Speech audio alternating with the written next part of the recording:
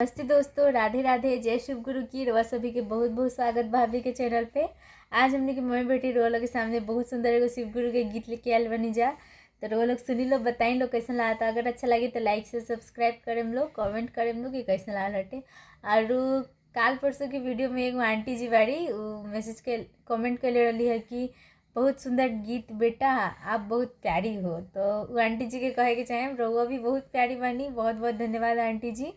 और ऐसे ही सपोर्ट करी रहो हमने के सब अधिकतर वीडियो में कमेंट करेनी। तो धन्यवाद बहुत बहुत। कोठा के ऊपर कोठरी ओ में धूम मचाइले,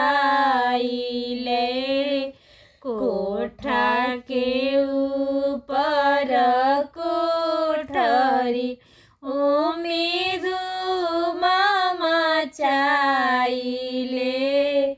किया गौरा उड़ालू से उड़ालू, किया जगी से लोभा गईलू, किया गौरा उड़ालू से उड़ालू, किया जगी से लोभा गईलू।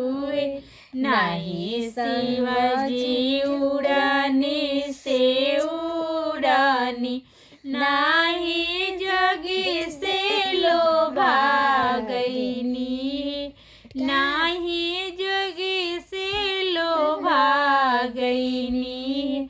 पापा दुआरे का पोखरा जलवा भरे जाइले, चाचा दुआरे का बगिया फूलवा लोढ़े जाइले, भैया दुआरे एक मंदिर जलवा ढारे जाइले, भैया दुआरे का मंदिर जलवा ढारे जाइले, किया गौरा उड़ालू से उड़ालू, किया जोगी से